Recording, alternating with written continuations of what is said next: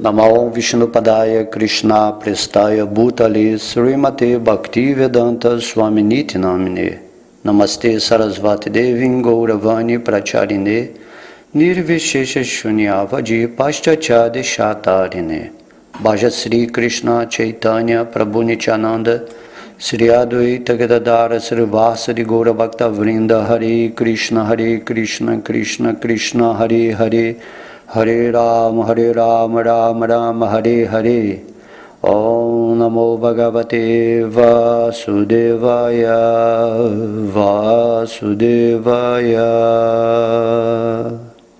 Haribol, todas as glórias aos devotos reunidos.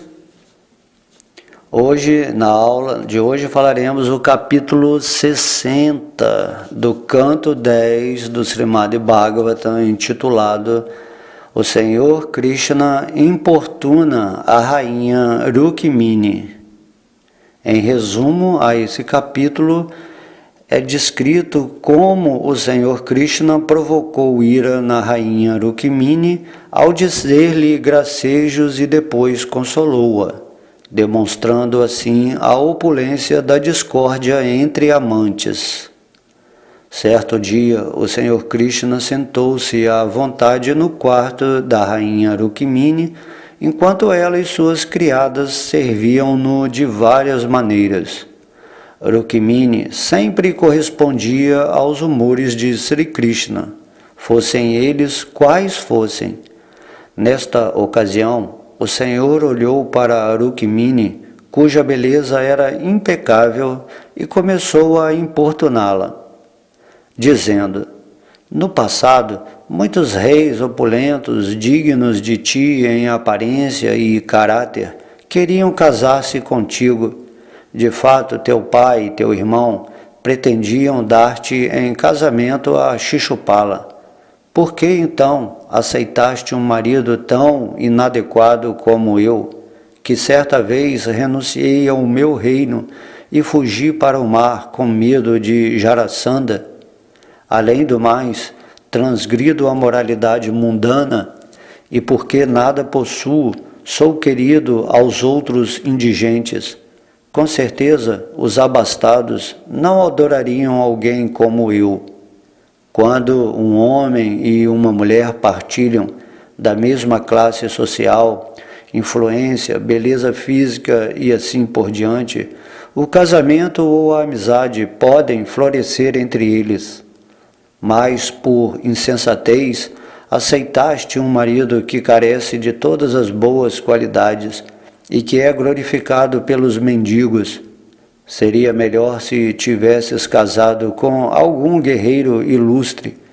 Então poderias ter sido feliz nesta vida e na próxima.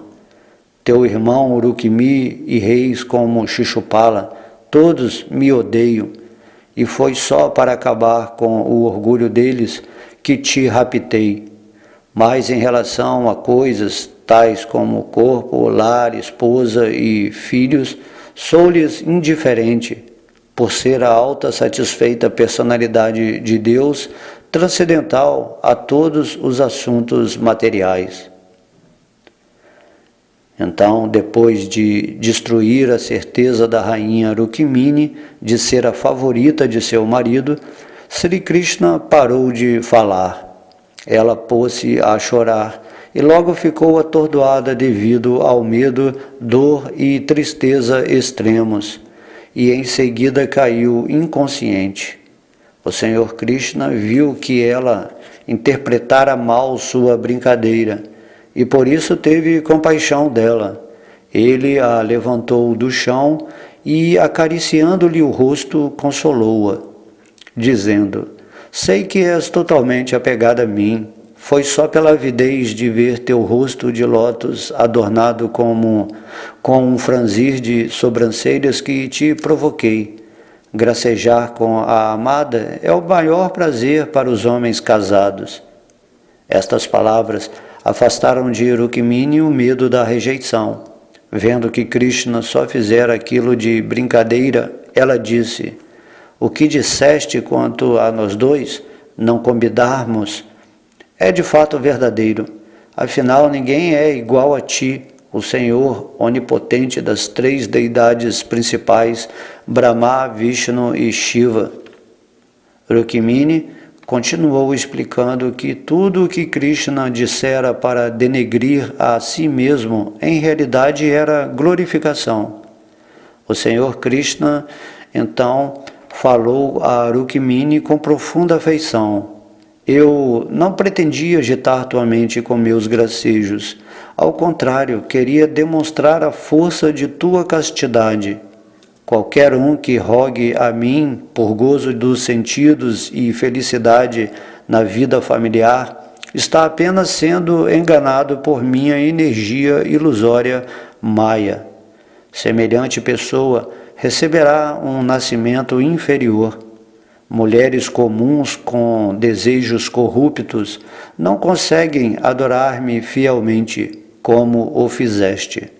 Por ocasião de teu casamento, não mostraste interesse por nenhum dos pretendentes reais, senão que me enviaste um mensageiro Brahmana. Portanto, és com certeza a mais amada de todas as minhas consortes. Desta forma, o Senhor do Universo, Sri Krishna, sentia prazer em gracejar com a deusa da fortuna sob sua forma como Rukmini, e de maneira semelhante cumpria todos os deveres de pai de família em cada palácio de suas outras rainhas. Assim terminamos o resumo desse capítulo e vamos ao verso 1. Sri Shukadeva Goswami disse: certa vez, na companhia de suas criadas, a rainha Rukmini estava pessoalmente abanando seu marido, o mestre espiritual do universo, enquanto este repousava no leito dela.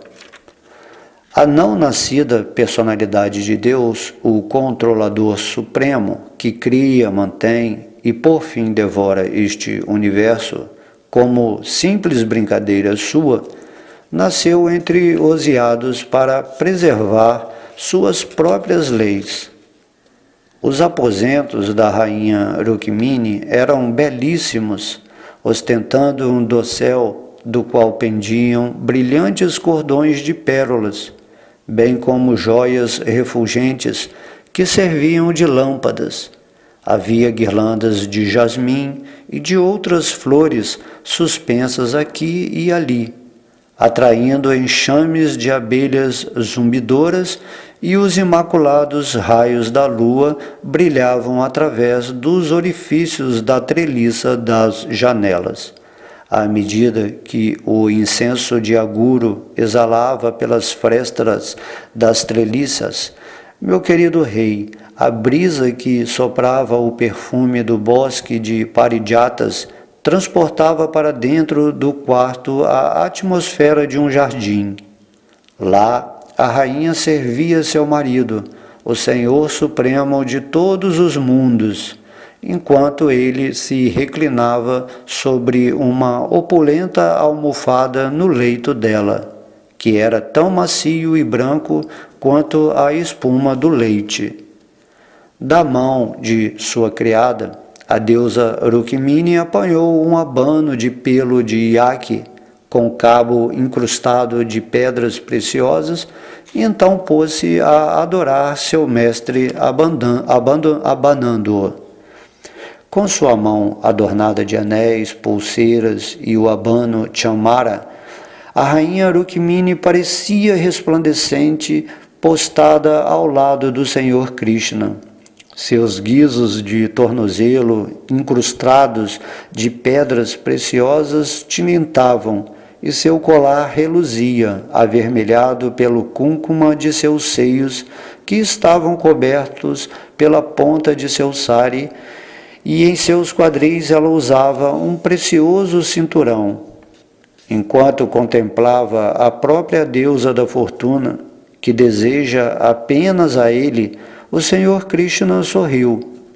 O Senhor assume várias formas para encenar seus passatempos, e ele estava satisfeito de que a forma que a deusa da fortuna assumira era bem apropriada para ela servir como sua consorte. Seu rosto encantador estava adornado de cabelo cacheado, brincos, um medalhão no pescoço e o néctar de seu sorriso brilhante e feliz. O Senhor, então, dirigiu-se a ela com as seguintes palavras. O Senhor Supremo disse: Minha querida princesa, foste ambicionada por muitos reis tão poderosos quanto os governantes dos planetas. Todos eles eram dotados de imensa influência política, riqueza, beleza, generosidade e força física. Visto que teu irmão e teu pai ofereceram-te a eles, por que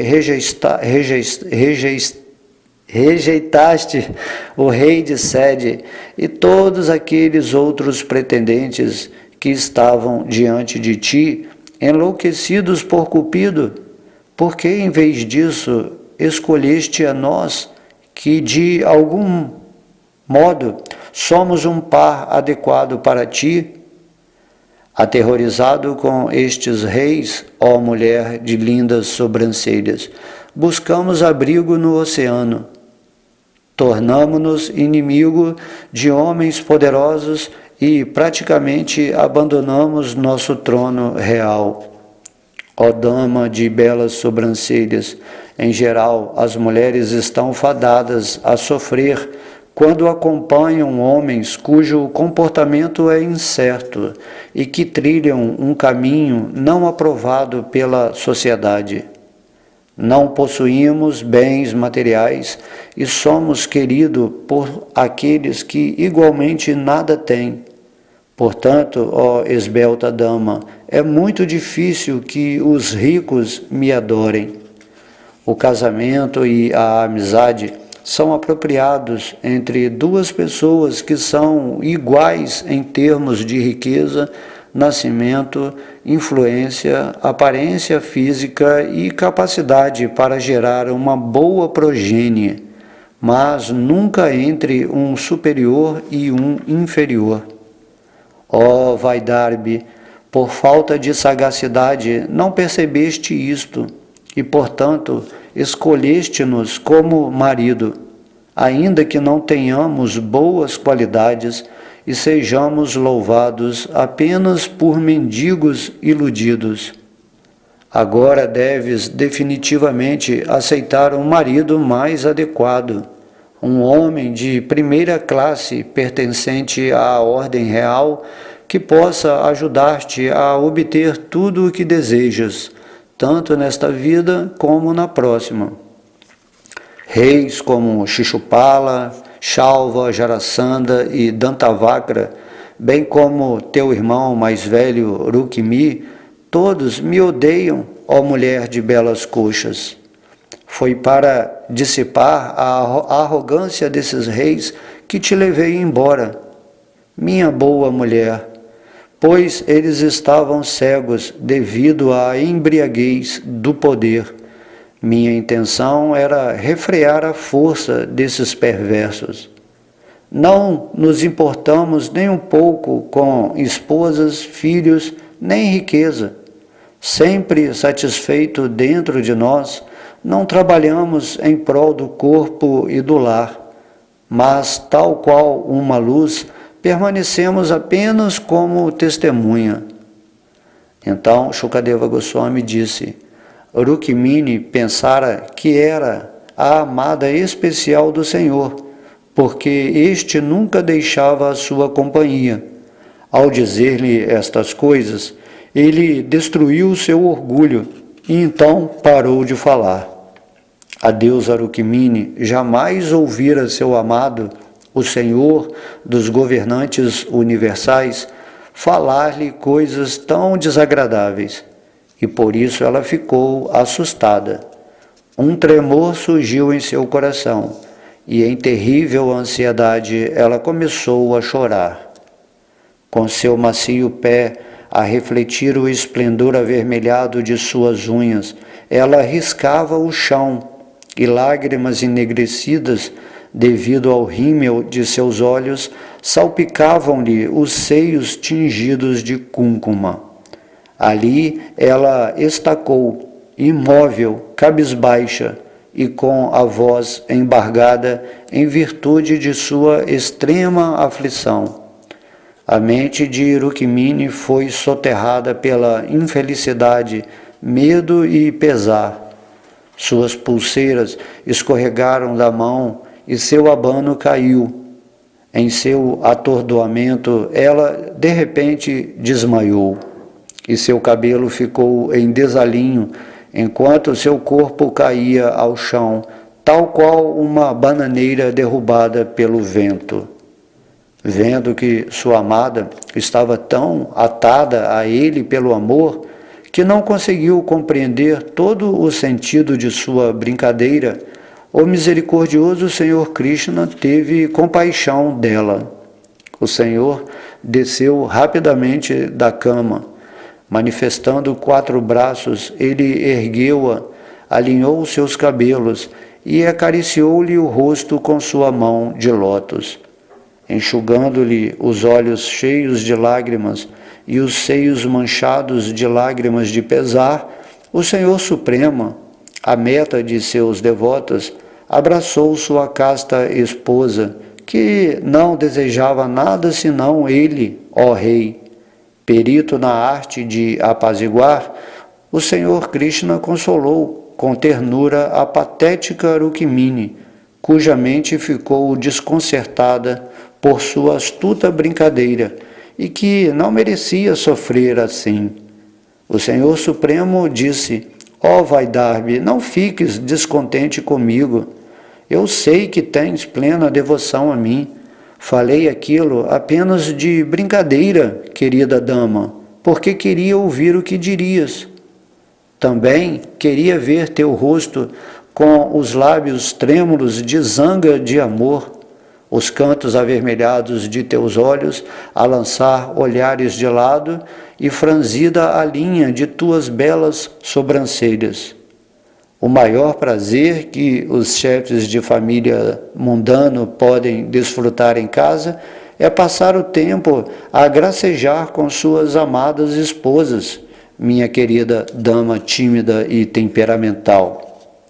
Então Shukadeva Goswami disse: ó Rei, a suprema personalidade de Deus tranquilizou completamente a rainha Vaidarbhi, que compreendeu então que ele dissera aquilo só de brincadeira. Assim, ela abandonou o medo de que seu amado a rejeitaria. Sorrindo acanhadamente enquanto lançava olhares encantadores e afetuosos ao rosto do Senhor, o melhor dos varões, Rukmini disse o seguinte: ó descendente de Bharata.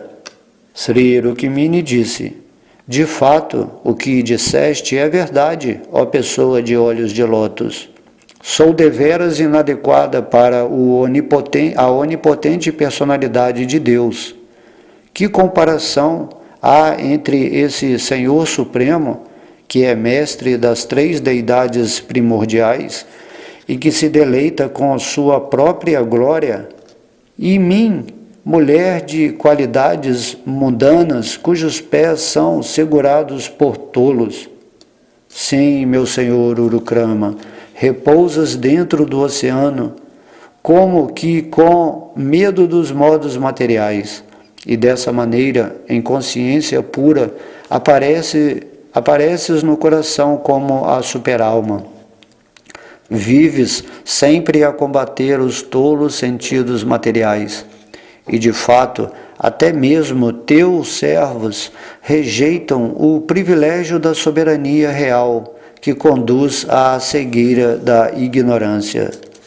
Teus movimentos, inescrutáveis até para os sábios que saboreiam o mel de teus pés de lótus, são de certo incompreensíveis para seres humanos que se comportam como animais. E assim como tuas atividades são transcendentais, ó Senhor onipotente, também o são as de teus seguidores. Nada possuis, porque nada existe além de ti. Até mesmo os grandes desfrutadores de tributo, Brahma e outros semideuses, pagam tributo a ti. Aqueles que estão cegos devido à sua riqueza e absortos em satisfazer os sentidos, não te reconhecem sob a forma da morte. Mas para os deuses, os desfrutadores de tributo, és o mais querido, assim como eles o são para ti. És a personificação de todas as metas humanas, e tu mesmo és o objetivo final da vida. Desejando alcançar-te, ó Senhor Todo-Poderoso, pessoas inteligentes abandonam tudo o mais. São eles que merecem tua associação, e não homens e mulheres absortos no prazer e dor resultantes de sua luxúria mútua. Sabendo que eminentes sábios que renunciaram à danda de sannyasi proclamam tuas glórias, que és a alma suprema de todos os mundos e que és tão misericordioso que entregas até mesmo teu próprio eu, escolhi a ti como marido, rejeitando o Senhor Brahma, o Senhor Shiva e os governantes dos céus, cujas aspirações são todas frustradas pela força do tempo, que nasce de tuas sobrancelhas. Que interesse, então, poderia eu ter em qualquer outro pretendente? Meu Senhor, assim como um leão afugenta animais inferiores para exigir o tributo que lhe cabe, tu, com o tanger ressoante de teu arco sarga, enxotastes os reis reunidos e depois reivindicastes a mim tua justa partilha.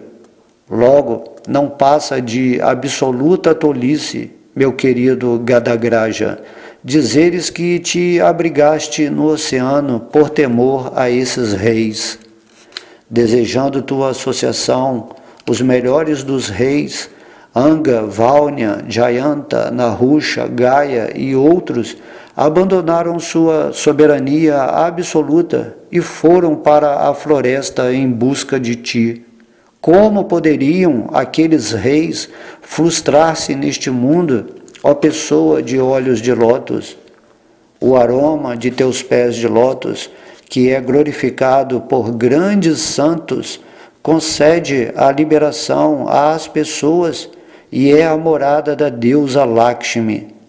Que mulher se abrigaria em algum outro homem depois de saborear aquele aroma? Visto seres a morada de qualidades transcendentais, que mulher mortal com a perspicácia para distinguir seu verdadeiro interesse desprezaria aquela fragrância e dependeria, em vez disso, de alguém que está sempre sujeito a terrível medo?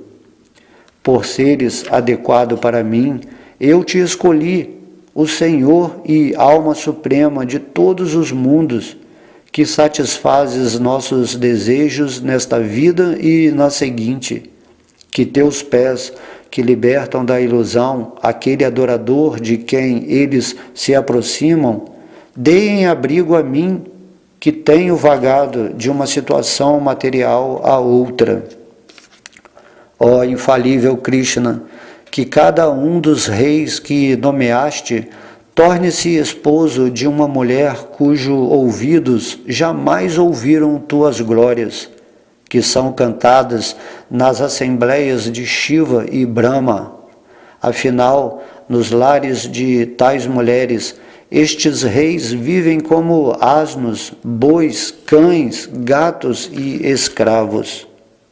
Uma mulher que deixa de saborear a fragrância do mel de teus pés de lótus ilude-se por completo e assim aceita como marido ou amante um cadáver vivo coberto de pele, barba, unhas, cabelos e pelos, e cheio de carne, ossos, sangue, parasitas, fezes, muco, bilis e ar. Ó pessoa de olhos de lótus, ainda que estejas satisfeito dentro de ti mesmo, e por isso raramente voltes para mim tua atenção, por favor, abençoa-me com amor inabalável por teus pés. É quando assumes uma predominância de paixão para manifestar o universo que me olhas de relance, mostrando-me o que é de fato tua maior misericórdia. De fato, Madhusudana, não considero falsas tuas palavras.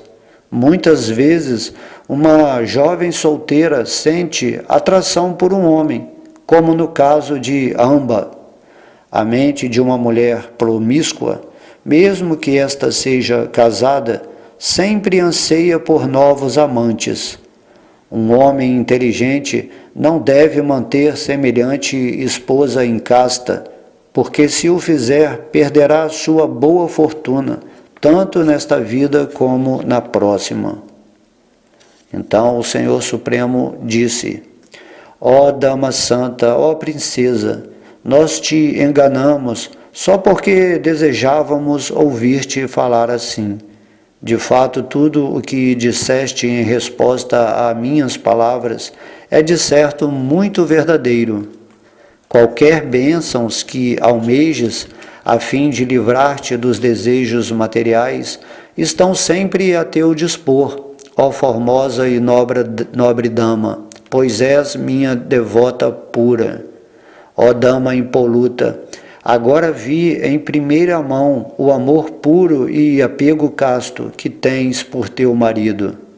Ainda que abalada por minhas palavras, tua mente não pôde ser afastada de mim. Embora eu tenha o poder de conceder a liberação espiritual, pessoas luxuriosas adoram-me mediante penitência e votos, a fim de obter minhas bênçãos para sua vida familiar mundana. Tais pessoas se deixam confundir por minha energia ilusória. Ó Supremo Reservatório de Amor, desventurados são aqueles que, mesmo depois de alcançar a mim, o Senhor tanto da liberação como da riqueza material, anseiam apenas por tesouros mundanos. Semelhantes ganhos podem ser encontrados até no inferno, visto que tais indivíduos têm obsessão pelo gozo dos sentidos. O inferno é um lugar adequado para eles. Felizmente, ó dona da casa, sempre me prestaste serviço fiel devocional, que liberta a pessoa da existência material. É muito difícil que invejosos pratiquem este serviço, sobretudo uma mulher cujas intenções são perversas, que vive só para satisfazer as exigências do corpo e que se deleita com a duplicidade. Em todos os meus palácios não posso encontrar uma esposa tão amorosa como tu, ó respeitosíssima dama. Quando estavas para casar, desprezaste todos os reis que se haviam reunido para pedir tua mão, e apenas porque ouvira narrações autênticas a meu respeito, mandaste um Brahmana até mim com tua mensagem confidencial. Quando teu irmão, que fora derrotado em combate e depois desfigurado, foi morto mais tarde durante uma sessão de jogatina no dia do casamento de Aniruddha, sentiste insuportável pesar. Ainda assim, por medo de perder-me, não disseste uma palavra. Com este silêncio tu me conquistaste. Quando enviaste o mensageiro com teu plano muito confidencial, e mesmo assim eu me demorei em ir ter contigo, passaste a ver o mundo inteiro como vazio, e quiseste abandonar o corpo, que jamais poderia ser dado a ninguém senão a mim. Que esta tua grandeza permaneça sempre contigo. Nada posso fazer para retribuir, exceto agradecer-te alegremente por tua devoção. Shukadeva Goswami disse, e assim o autossatisfeito Senhor Supremo do Universo desfrutava com a deusa da fortuna, ocupando-a em conversas de amantes e imitando a conduta da sociedade humana. O onipotente Senhor Hari, preceptor de todos os mundos, de igual modo, procedia como um pai de família convencional nos palácios de suas outras rainhas, cumprindo os deveres religiosos de um homem casado. Então aqui terminamos esse capítulo 60. Aqui nesse capítulo podemos realizar que o Senhor agia como um marido deste mundo, mas seus passatempos eles são transcendentais e expõem a natureza pervertida das atividades mundanas que visam ao gozo corpóreo dos sentidos. Então, podemos ver essa lição maravilhosa que Rukmini deu para Krishna, porque ele estava tentando fazer uma brincadeira com ela, que é uma coisa normal entre marido e mulher, que eles ficam meio que, como a gente fala, zoando um do outro, brincando, mas Rukmini ela tomou isso muito a sério, porque era uma devota pura de Krishna e ela não absorveu bem o que Krishna falou, porque ela ficou muito aflita, a deusa da fortuna, ela nunca quer se afastar de Deus, e Krishna estava fazendo gracejos que levam a essa interpretação. Porém, na mente dela, como a deusa da fortuna, uma expansão da energia de Deus, ela imediatamente devolveu-lhe uma resposta que Krishna ficou no chão, vamos dizer assim. Ela conseguiu explicar para ele tudo o que ele falou de uma forma pervertida, reflexiva da mentira, assim, só para ver o humor de ira, de essa coisa, que o homem vai depois, acarinhar a mulher para consolá-la, que estava brincando. Assim, há essas nuances dentro do amor, E aí ela deu esse show aqui, nesses versos aqui, mostrando que ela estava na posição suprema com Deus, assim que nós devemos estar, porque se somos casados, temos uma família, mas não temos Deus como centro, isso é muito assim miserável, na vida de todo mundo. E esses versos aqui nem dá para fazer assim tantos comentários, porque cada verso desse ele pode se expandir assim maravilhosamente, em descrições incríveis. Então eu sugiro que vocês leiam de fato assim, com bastante atenção, compreendendo a relação de Deus com seus devotos puros, que eles não estão ligando para o que Krishna está fazendo, simplesmente eles se absorvem amorosamente em Krishna, aceitam tudo que Deus faz, e Krishna às vezes ele faz um teste assim, ele provoca os devotos puros para ver onde está o seu nível de devoção. Porém o devoto imediatamente compreende tudo o que Deus fala e ainda glorifica Deus nos seus ditos, entre aspas, insultos, assim, mesmo que de brincadeira, que o devoto entende quem é Krishna, Já as outras pessoas, Deus ele fala que para essas outras pessoas que têm todas as opulências, que têm a família, a esposa, mas não me têm como objeto principal do seu amor, essas pessoas, até mesmo no inferno é assim, Então essas pessoas já vivem num tipo infernal de relação com a sua família, com suas esposas, e E a ideia é que devemos, né, casar com Krishna. Na verdade, como energia espiritual, somos a energia feminina de Krishna. Assim como, né, Srimati Radharani. Somos a energia feminina e Krishna é a energia masculina. Então devemos querer Krishna como esposo. É isso que está se manifestando aqui nesse passatempo, né? Devemos desposar de Krishna dentro do nosso coração, porque nós somos a energia feminina de Krishna, sempre, né? Todo mundo, né? No corpo de homem ou de corpo de mulher, não importa, a alma em si é feminina nesse sentido de que ela adora e serve a Deus. Logo só, né, dentro da realidade suprema, só há um macho supremo, que é Krishna.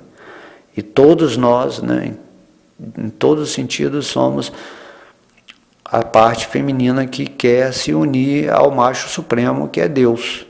E aí se estabelece essa relação, onde você compreende, né, a sua posição, e mesmo que Deus venha falar algumas abobrinhas para a gente rejeita imediatamente isso. E aí Krishna fala Rukmini, que foi exatamente esse silêncio dela, né, de rejeitar todos os reis, de estar assim realmente fixa em Krishna, independentemente de qualquer coisa, mesmo que ele se fizesse assim de mendigo, de pobre, né?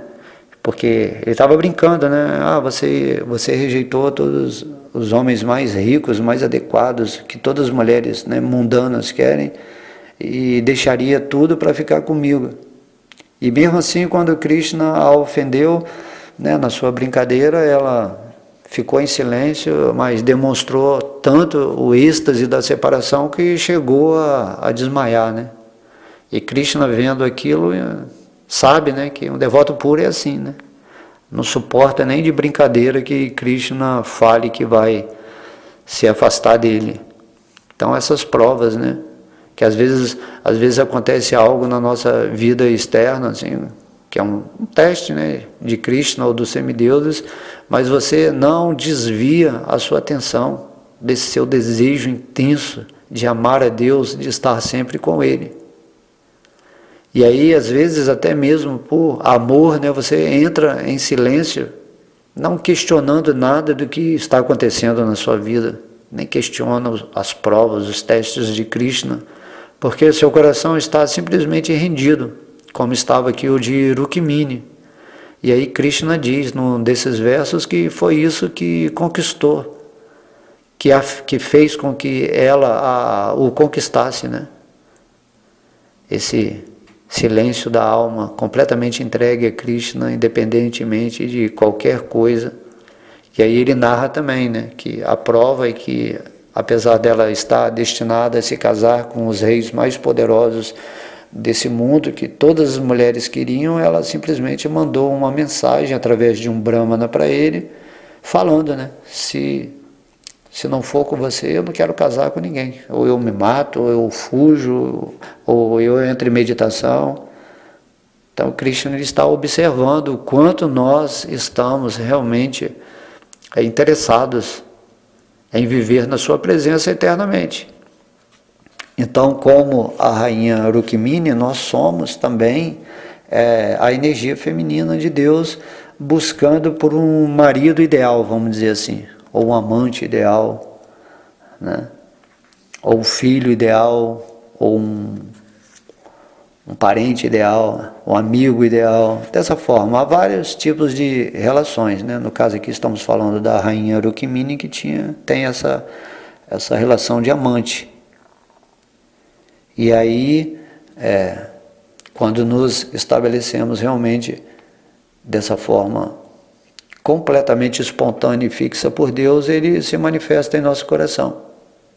E aí, porque ela mandou essa mensagem para Krishna, Krishna foi resgatá-la, né, das mãos desses seres que iam fazer ela ter uma vida mundana. Porque, imagina, é a deusa da fortuna, está nos dando um exemplo.